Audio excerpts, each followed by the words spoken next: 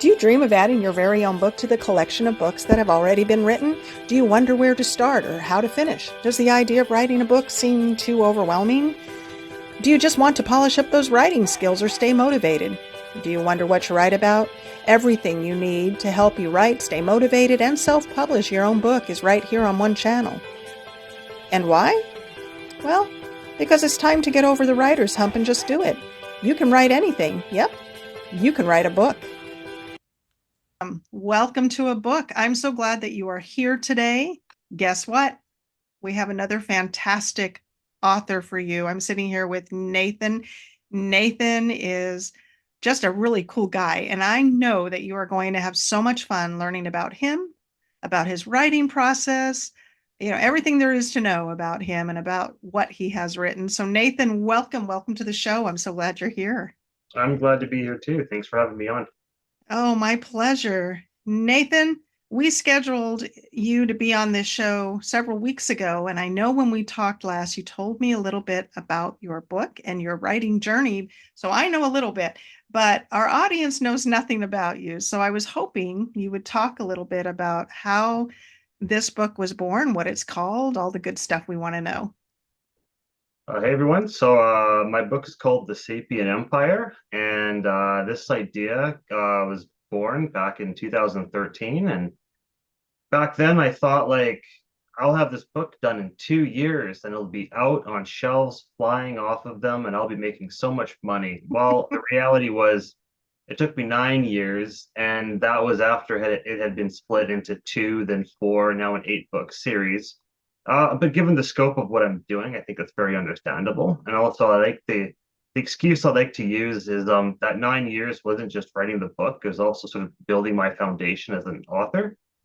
And so I tried finding an agent for a year, didn't pan out. And then in July of last year, I went the self-publishing route, and it came out in February. The idea for the book is it's a synthesis of two ideas, really. So the first idea is I like to tell people I see things for what they are. And so uh, when I realized what post-apocalyptic is it's the collapse of our civilization. But civilizations have collapsed in the past, and so when you think about it from their perspective, that is their post-apocalyptic. So somebody living in the Dark Ages, that's post-apocalyptic from the perspective of the Romans. Somebody living in the Yucatan Peninsula after the collapse of I think it was pre or classical Mayan civilization, that's their post-apocalyptic. And so when you look at that, you realize, well, something always comes back and fills the void. And so I said, well, what if I did that kind of twist on post-apocalyptic? What if I said, let's deal with what comes back? And so that's the Wow. first idea. And then the second idea comes about from what I call the failure of the UN. So World War II happens, all this tragedy.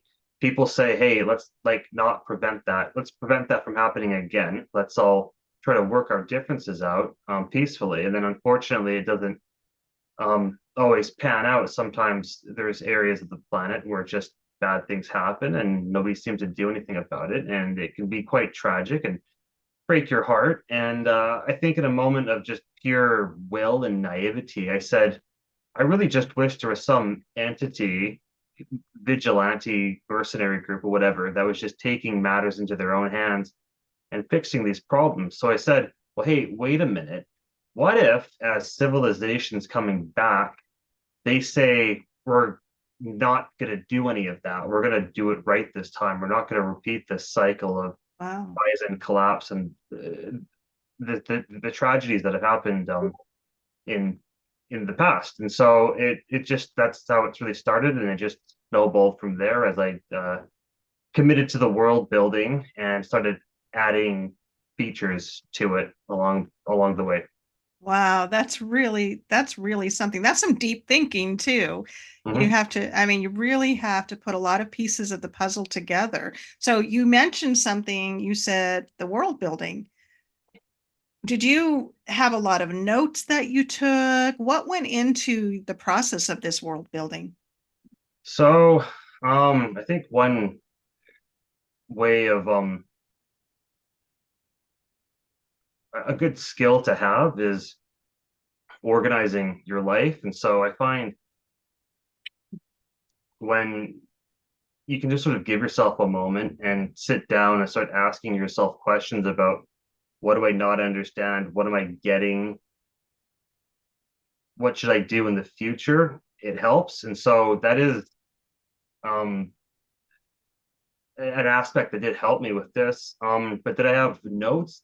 Yes, I had lots of notes. I've had like reference images and I've had little sort of fun maps I made of here's what the political landscape looks like in my world. And then I have various notepad notes here of like, like world building here, countries here, characters there, just kind of scattered all over the place as I tried to figure out sort of just the direction I wanted to head with this. And I think one of the most critical documents I made was it's just sort of a document that keeps me grounded and keeps it prevents me from straying away from my vision. And so the document was basically just what do I like about post-apocalyptic? What does it mean for something to be post-apocalyptic? What are some of the themes I'm trying to put in there, along with other genres I like? And then how do I sort of stitch it all together and make it coherent? And so that was one of the most critical documents I made. And from So time to was it just a like a written document, or did you have it in a spreadsheet form? no, I used a spreadsheet a while back, but I haven't used them in a while. I use a lot of just notepad documents, very Oh, simple. okay. Gotcha. Oh, did you want me to continue or? Oh yeah, yeah, we Okay. want to know Okay. more. So yeah, I had this document that kind of kept me grounded, and I go back to that every now and again. And uh, it just sort of put me on track. I feel like I'm straying away from it, and yeah, I have like just sort of a general journal document where I need to jot something down. I just open it up, put it on there real quick, and then when I have to go back through my notes and retrieve information, it's all there. Okay, well, cool. So, what is the actual writing process like for you? Do you have a routine? Do you write the same time every day? Do you write just when inspiration hits? I know everybody's process is a little different, so I'm curious about yours. So when I actually am writing, I find I usually do it in the evenings at around 6, and it's just because when I was working in construction, that's the only time I had to do it, and so I think I've just gotten the rhythm of that. For actual writing, one of my processes or a, a habit I do is I disconnect my internet so that I don't get distracted. Oh, that's so smart. I It am is. such an easily distracted writer, so that's probably something I should be doing, but I don't. Yeah, I find like if you have it connected, you have a tendency to want to just look up all these random things. But when it's disconnected, it's like, well, do I really want to plug it back in, wait for 5 minutes just to look up this thing, or just keep myself focused? And that's combined with something called the Pomodoro technique. So what that is it's you write for 25 minutes, you rest for five. You do that 4 times. After 4 times, take a half-hour break. You then get back to it and repeat the whole process. And so that's what I do whenever I'm writing a scene. But as for actual process, I found out very early on that I'm a plotter, not a pantser. I can't just think of it on the go. I actually had my second novel completely outlined before I started it. Oh, And wow. yeah, I know. And I I like doing that because it's kind of like the trailer I give to myself before I write it. And I'm actually in the process right now of planning out my third and fourth novels. So I like Octavia Butler's advice where she said habit needs to trump inspiration. Sometimes you just need to sit down and give yourself the time. Or Neil Gaiman, he said, give yourself the time to write. You can do one of two things, write or stare at the wall, but you can't do anything else. Wow. I should take that advice because I have a tendency to get going on other projects and think, oh, I'll get back to the writing later. And then before I know it, it's like, oh, I'm so far behind of where I wanted to be. So I should try that. Far behind where we want to be. I think that's a typical saying of authors. Yeah, yeah, I do too. And we do it to ourselves, right? I don't know Mm. why my computer keeps going blurry like that. But we do that to ourselves so often because, um, well, I think for me, it's because I tend to be, as most people are, an immediate gratification type person. And so, for example, I'm in writing a book right now that I'm in what's called that long, hard middle, where I'm transitioning from one part of the book to another, and it's just for me, it's kind of the boring part. And so it's hard for me to get motivated to just get in there and stick with it. Although in a couple of days, I'm going to be doing a writing day with my editor where we're going to sit down and we're going to do nothing but write for several hours. So hopefully I can knock that out. Yeah, whatever helps you Yeah, get motivated. I used to do yeah. a writing, like it was on Wednesdays. We would get on the Zoom with writers and just sort of like do sprints together. Mm-hmm. So yeah, Mm-hmm. I understand that being around people sometimes it's a very good factor for motivation. Yeah, and everybody's different in what motivates them. So what keeps you motivated? You talked about even you have that set time, even if you stare at the wall because you can't think of something to write. Has that ever happened where you're just completely at a block? Yes, I have had scenes in which they're slow and I don't know what I'm going to do. Because sometimes in my head, I'll know exactly what's going to happen in a scene because I've just sort of played it out. And then sometimes a scene, like I said, I outlined, but sometimes the outline is in this scene, it's these two characters talk to each other. That's it. And so I got to figure out, like, okay, well, what are they going to say? And so those are days in which it takes a little bit more steam for me to get going. And so on a good day, I can pound out 2,000 words. On a bad day, if I'm trying to like really struggle, 1,000 would be like fine. So yeah, there are times in which I'm banging my head against the wall, but So you said that essentially it took you 9 years to mhm, write The Sapien Empire, mhm, correct? yes. But when you started to really put it all together, how long did it really take to finish? I mean, it sounds like you had your outline, you had a process going. Once you were into that process and things were clicking, about how long did it take to get it done? So I didn't write the first draft until 2015. I had like a sort of a proto draft, proto novel that I made before I did the first draft.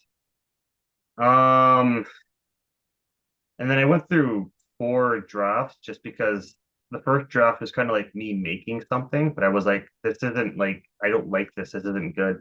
And it was also 177,000 words. And so, Oh boy, yeah, I know. And a so lot. parts of that are now in the second novel and kind of deal with content in the third novel. And so I wrote a second draft, which was a little shorter, sent that to an editor. She said, you need to split this into two novels. That's when I was like, this is going to be an 8 book series. Oh boy. Um, I would say it was only in 2020, after I quit my job in construction to focus full time on this, that it was around a year-ish, year and a half, or I just took the critique feedback I got and put it all together and realized this isn't perfect, but it's good. It's something. It's something people will read. And so I Wonderful. think your question's a little hard to answer. I think I have a bit of an easier way of answering it with the second novel because with the second novel, I have a process. And so I started writing that uh 2022, um, wrote half, and then I wrote another half, and then oh no, I think I finished the first draft of the second novel last year. And so that was written in spurts as I was trying to find an agent, and then I went did some traveling, and so uh yeah, it's a lot of the first novel was just me finding myself as an author while working a full-time job that sometimes you had to do overtime. Yeah, yeah. So I don't know too many people who write their first novel and um,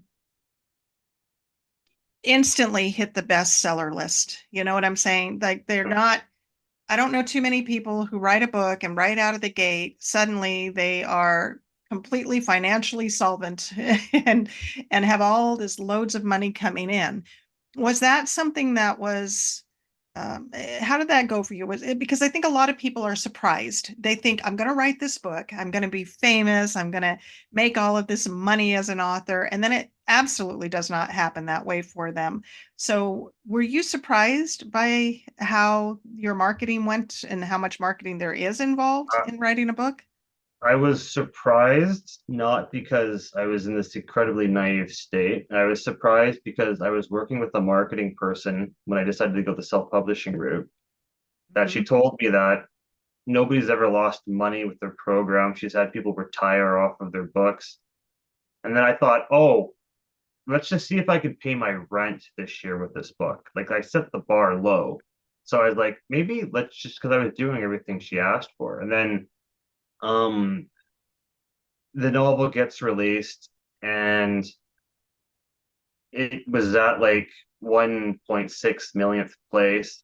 And I was like, okay. And then it just kind of started dropping. And I was just like, no. So uh that was a shock, but I think it would have been a greater shock if I hadn't had people telling me other things before. So this journey, I like to think of it as it's a journey with occasional gates, and the gates say to proceed past this gate, you have to accept this fact. So gate number one was you want to continue your journey. You need an author platform. Do you want to proceed? And I'm like, okay, sure. Next stop, you get with a traditional publisher, you have to do some of the marketing yourself. Do you want to proceed? Okay, you keep going. And finally, they get to like my third grade like gate where my marketing person said most publishers want to see good sales from you for stability until unless before they decide to hire you. You're gonna Yeah. have to self-publish this. That's a gate. Do you want to proceed? Okay.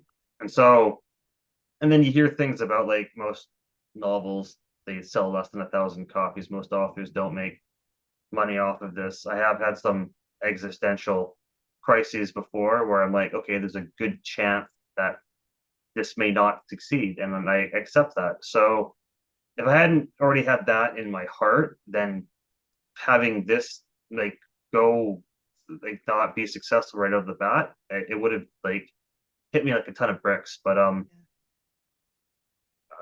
I realize that to be successful about this, you just have to kind of go hard. I mean, I'm always looking for book reviewers and podcasters, and I've recently started looking out to BookTube because I think that'd be a great outlet.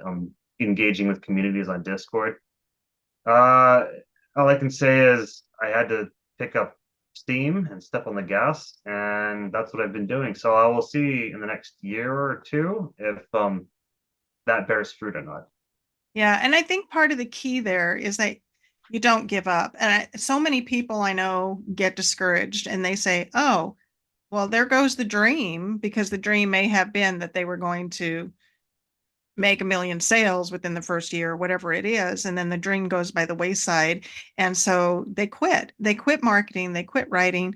I think once your piece is out there, it's an ongoing process. It's a lifelong process.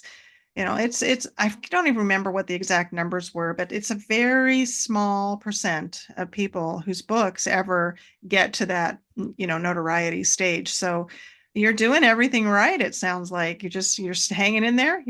I like how you said walking through those gates, making the decisions for yourself and doing the things that you need to make sure that your book stays alive and out front as much as possible. That's pretty cool. Thank you. I also want to say, like, with another analogy with regards to the discouragement is like I like to think of there's a gauntlet you're going to run when you decide to do this journey. And if you really want this, you are going to survive that gauntlet because society, whether they realize it or not, the world will test you with this. And so, again, if you really want it, you're going to survive. You'll be fine. Yeah. And that's it. And you have to want it. I didn't start out writing with this idea that I was going to sell a million books. I really didn't. Would it be nice? You betcha. Everybody would like that. But I wrote for me, actually, my first book was an accident. I never intended to be a writer, but my business coach said, you need to write something if you want more speaking engagements because I was a public speaker. And that's what I did. And then I wrote another thing and another thing. And eventually I just fell in love with the process of writing. And I love that feeling I get of accomplishment through my writing. So I'm not big into marketing my own books, but I sure love when other people are able to market theirs, especially on this show here. So what was the hardest part of that? Not just the marketing, but was it layout? Was it editing? What was the hardest part for you? I think marketing is the hardest part. Editing really isn't that bad, to be honest. I mean, I have suggestions that I go through, but you can either take it or leave it with your editor. It's entirely up to you. Marketing is, I think it's a different beast, and it's like writing. You just get better with it at time. But I didn't really understand it well, and I think a lot of the advice out there isn't explained very well. There seem to be a lot of these weird chicken and egg problems that it's hard to get through if you don't have a large enough following. Um, and it took me a long time to just sort of wrap my head around it. I mean, I was working with a marketing person, and I was still like, I don't get this. Like, this doesn't make Mm, sense. So, yeah. Yeah, um, I like that. I don't think that it's explained well. I mean, somebody might tell you, for example, if you want to market your book, one of the things that you could do is XYZ, but they don't tell you how to do XYZ. They just say that's something that needs to be done. And they don't necessarily walk you through the process of doing it itself.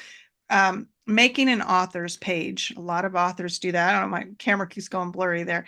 Making an author's page is something that a lot of people do, but there are good authors pages, and then there are some that are not so good because nobody really tells you how to make that author's page. They just say you need one, right?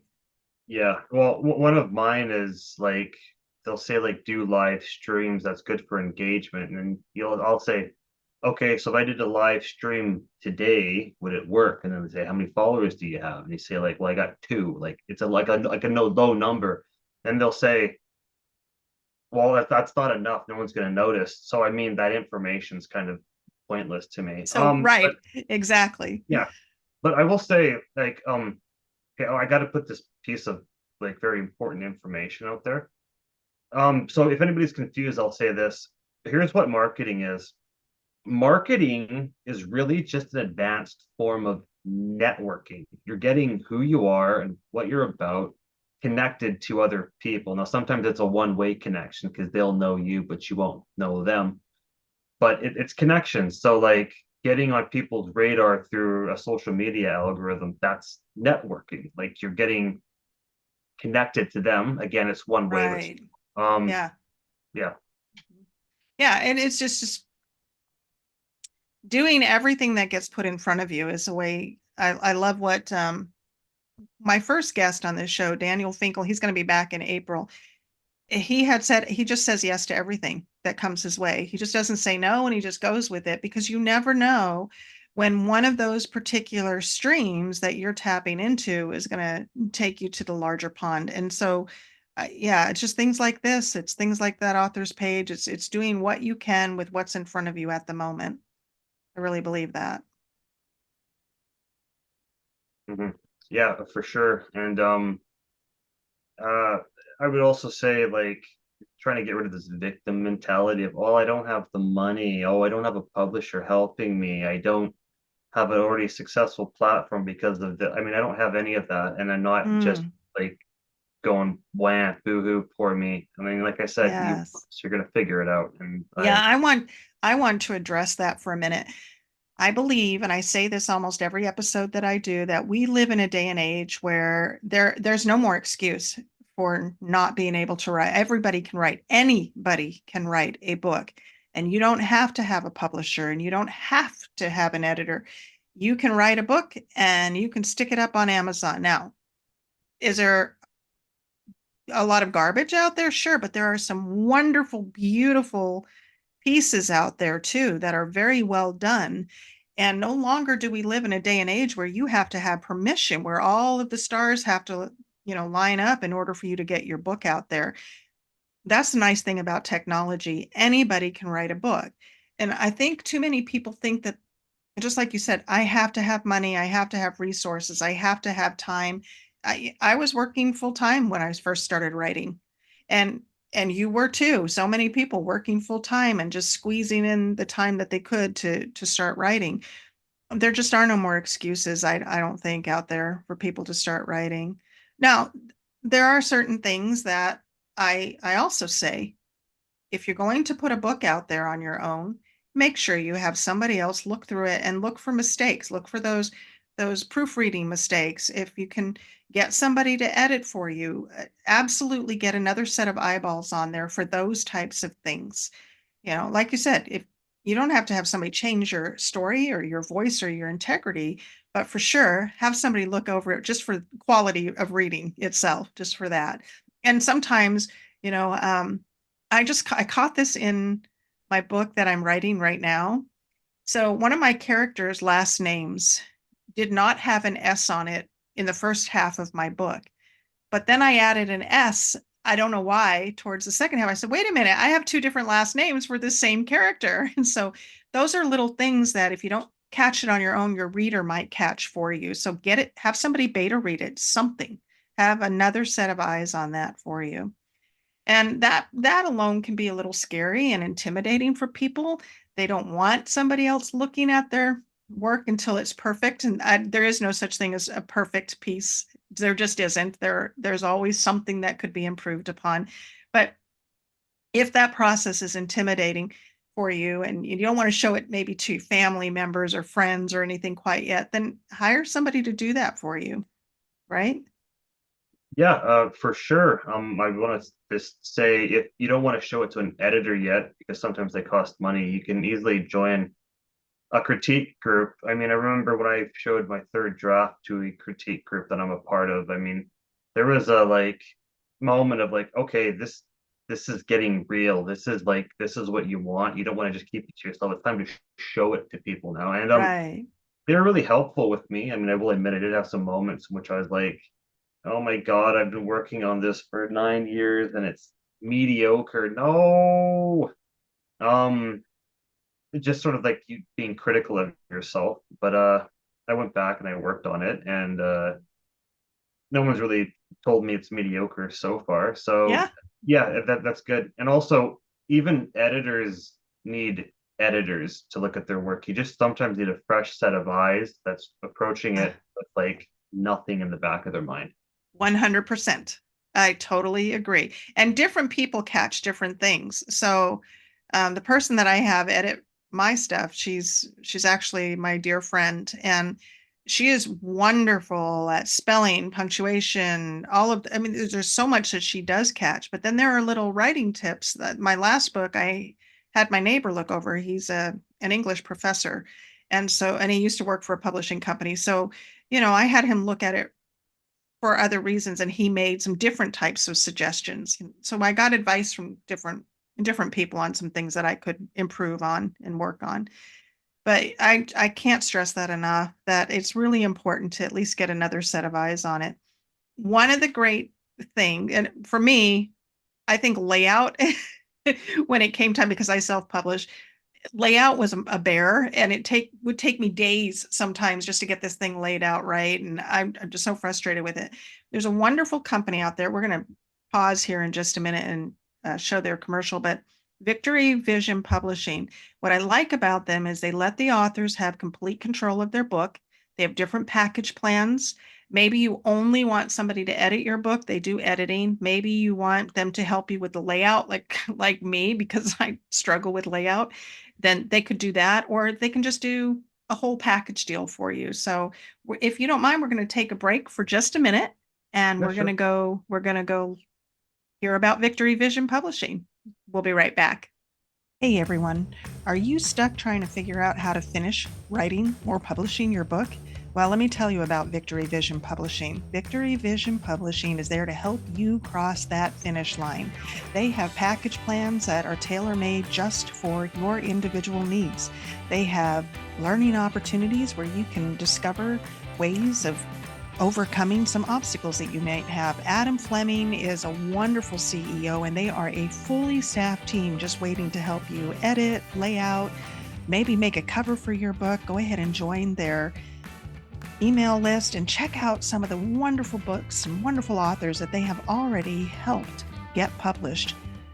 Yep, Victory Vision is definitely the way to go if you feel stuck and just want some support in getting your book out to the world. You're only one book away from changing the world. victoryvision.org. Okay, welcome back. And so, still here with Nathan. You got to hear a little bit about Victory Vision Publishing. I would suggest you go check out their website. We'll make sure we leave it in the description of this video. So, Nathan, I want us to talk a little bit about the Sapien Empire itself. So, I'm going to pull up, you have a fantastic website, and we're going to go over there and take a look at that. So, if you all go to, is it Ogloff or Ogloff? No, it's Ogloff. Ogloff. It's long. Okay. So Nathan Ogloff has this fantastic website. Did you build this website yourself? Yes, I actually have a degree in computer science. So I just used Wow. HTML, JavaScript, and CSS to make it. Wow. It's awesome. Awesome. NathanOgloff.com. I mean, it's just, I checked it out earlier and I was like, this is like next level stuff. This is a really, really good author's website. I'm incredibly impressed. But this is your book, The Sapien Empire. Did you design your cover too, or did you have somebody else design that? So I made a rough mock-up of sort of like what I wanted the cover to look like, and then I found an artist off of Fiverr and said, "Hey, can you roll with this?" And Hmm.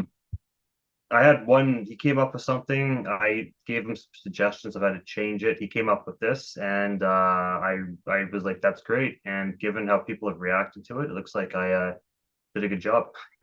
Yeah. You know what I like about this cover is it you understand that you are about to read something that takes place in a whole nother world or another realm or something. And it makes you want to go inside of it. That's just how I feel when I see this cover. It makes me want to go inside of there. Like what's in there? So I would imagine that gets people to open the book. So tell us a little bit about the story. I don't want you to give away any spoilers or anything, but tell us a little about this.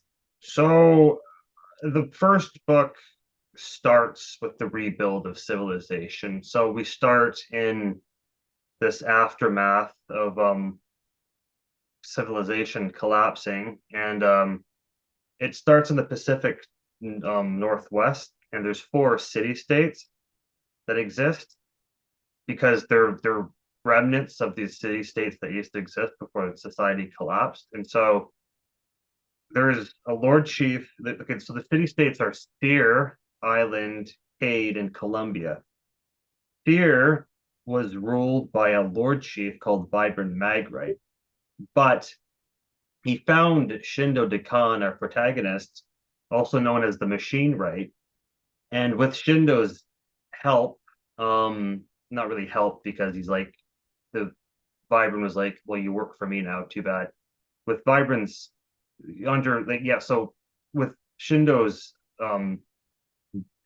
acumen for building machines, all these machines were created, and with them, Vibran was able to conquer the other four city states and create this entity called the Domain. And so we start the novel when Vibran's celebrating the birth of the Domain, and then Shindo's kind of reconciling with his past, and he's like, I want to do one right thing, and so he's trying to make these prosthetics for disadvantaged people. And from there, you get a sense of who Vibrant is, what Shindo wants to accomplish, and then not to spoil anything, there's some events that happen near the first half, near the halfway point of the book, where things get changed up, and then the crux of the story in the series I start telling, and things escalate from there. So all I'll say is the first book really just takes place in the Pacific Northwest and sort of like the mountainous area of the interior. So that's like the first region they managed to spread out to as they rebuild civilization. And then in Wow. subsequent books, it just goes further and further. And so, How yeah. fun. Wow. Well, as we scroll through this, there's a little bit about you and This video, if you have a chance to get on this website and watch it, I highly recommend it because you talk about, yourself and the writing process and all of that. And I thought it was pretty good. It was a good video. But I want to take a look at, so you have other books already that you're working on, and I love this. So the Sapien Empire came out in February. So it's only been out. Has it been out a full month yet? Yes, over a month at this point. Okay. And you have book two coming sometime this Yes, year? so book two is I'm gonna make a goal of getting it out by November. Okay. Do you have a Then, title for that one yet? yes, it's called The Sapien Empire, The Realms of Restarted Civilization. Okay, so just part of the series. How many books are going to be in the series? I've planned out and named 8 books. 8 books. Okay, so when I watched your video on your homepage here, I saw that you had said something about because you used to be in construction, and Mm. you talked about the first book was kind of like if you're going to lay a foundation, I think is what you said, and then you talked about if you're, with the whole all this the series that you're doing is kind of like building this entire 16 block neighborhood or something. I don't remember exactly how you Oh, said it. okay. So what I had said was if somebody like because there's a certain amount of world building that goes into this. So like if you take a memoir, for example, that's sort of like just doing a renovation in like a restaurant, for example. And then maybe like a thriller like Jack Reacher is like building a high rise. You're just gonna do one thriller. And then I said my series is like because sometimes these property developers will like look at a block or two of land and then they'll come up with this like 10-year plan, like 8 high rise, 5 low rise, like plan with it, right? And it's like, oh, this is going to be like 10, 15 years of work. And so like I said, my goal, it's kind of like that. It's like this like massive undertaking. And that was the analogy I was trying to make. Yeah, an entire land development project where, yeah, I loved it. I thought the analogy was fantastic, and I hadn't heard anybody use an analogy like that before. So it was really good. So yeah, go check that out. It's let's go back to that website for just a minute and share this with everybody. In fact, we can go on over to your Amazon Mhm. page here and see. So if you are interested in purchasing this book, of course, you can go to Nathan's website, which is nathanogloff.com, and you can click on the link and it will take you to wherever you want to purchase it. But we're going to look at the one on Amazon here. So yeah, just hop on over to Amazon. You can search for the Sapien Empire, or you can click on the link from his website and it'll take you here. But yeah, well done. Well done. I am so Thank you. impressed. We're going to leave those links, by the way, of your website and the Amazon link and everything in the description of this video. So what would you say to somebody who has the dream of becoming a writer? What advice would you give them? Just do it. I mean, if you really want this, you're gonna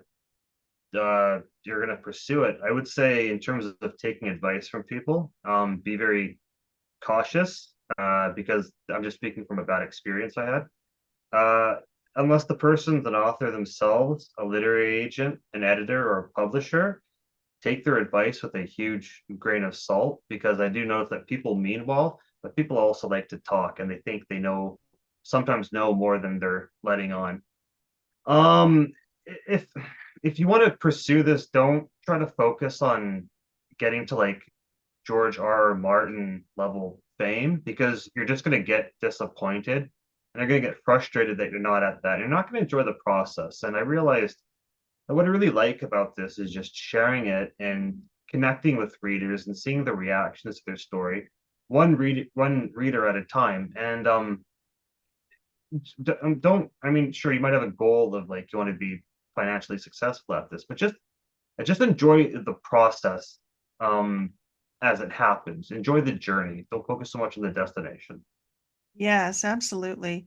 I think that's a beautiful thing to remind people of. What are some pitfalls? And you mentioned one of them. You said don't take advice from people who don't know what they're talking about.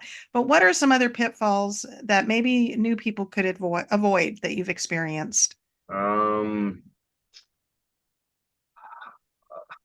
I'm part of this.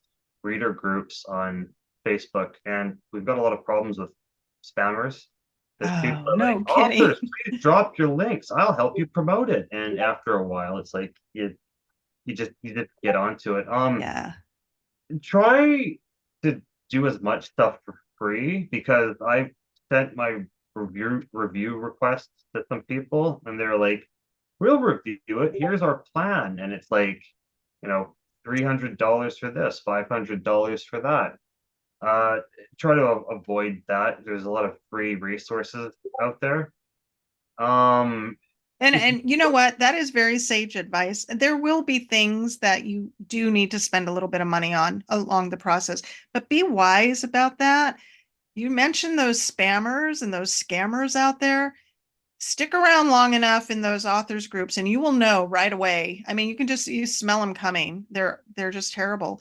But then it is sometimes hard to know exactly who the legitimate people are. But when you find something that is worth paying for because it's actually going to enhance your exposure or something, go ahead and pay for it if you feel that you can afford it. But if you can't, don't think that you're going to invest a whole bunch of money into this book and get a return on that right away, because it usually doesn't happen. I would say if you have to spend money on anything, it'd be a graphic designer, unless you can draw really well, Yeah. and an editor, unless you have a significant other or a family member that's willing to do all of that for free. Those would be the biggest ones. But everything else is, I would say if you pay for marketing services, I'll make sure you at least talk to that person like in real life, like you hear their voice. And Yes. be better if you did like what we're doing right now, Zoom sessions where you can actually see them in Hmm. person, because make sure they have a legitimate website for sure. Yeah. Because So I think you and I both work with somebody by the name of Michael Evan. Do you work with Michael Evan? Mhm. Yeah.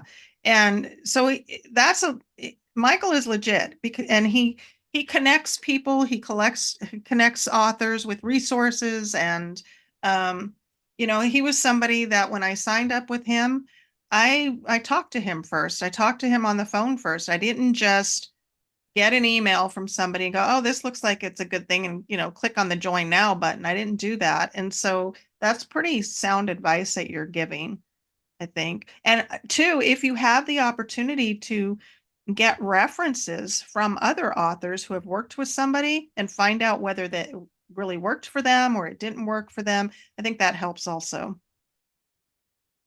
Yeah, for sure. I mean, and that goes back to that networking aspect I mentioned. I mean, you're getting connected with them, and then whoever's radar they're on, if they put you like they share you, then you're going to get on those people's radar, and Right. you're going to get a certain percentage of those people that are willing to follow um what you put out there. Yeah. Authors helping authors, I think is just it's what we need to do. We just need to it's just help each other. So when I promote your book, then it's going to get shared somewhere, which is in turn going to promote what we have going on this podcast. So I think it's just I call it like the giving circle. If the more you give, the more you get back into this community. So that's just my take on it. I just really believe in that. Yeah, I also think you get out of this industry what you put into it. You don't want to Mhm. promote your book, well, no one's going to notice it. If you want to go hard and find all these resources, is it going to guarantee you millions of dollars? Not necessarily, but you're going to be in a much better position than those who don't do it. So Right, just, just exactly. like any Exactly. business. Yeah, oh, sure. It's just like anything that you're going to do. But well, Nathan, it has been a delight. I want to share your website just one more time for our audience so that they can remember where to go. So this is, of course, the Amazon link, but we're going to go over here. Check out Nathan Ogloff's website. That's Nathan Ogloff, nathanogloff.com. We'll leave the link in the description for you. And go get your copy of The Sapien Empire for sure. I love the cover. It makes me want to open the book. It makes me want to go inside and see what this story is all about. So peruse there, find out what Nathan's all about. If you want to send him a message and tell him how wonderful it was to get to hear from him, do that. And yeah, I look forward to your next books coming out. That's going to be exciting. Thank you. Um, And if you're going to buy my book, guys, make sure to leave me a really good review. yes, reviews. We live. So if I was a waitress, I would live on tips, but as an author, we live on reviews, right? Good Yeah. reviews. So we need those. So make sure you do that. But Nathan, it has been an absolute delight having you here. Thank you for sharing your writing journey with us. Of course, no problem. It's been awesome being here. Oh, I'm so glad that you were here. Well, listen, that's about all the time that we have right now. Thank you for joining us on a book. Don't forget to check out Nathan's website. Make sure that you check out Victory Vision Publishing as well if for all of your publishing needs. In the meantime, have a wonderful day and God bless.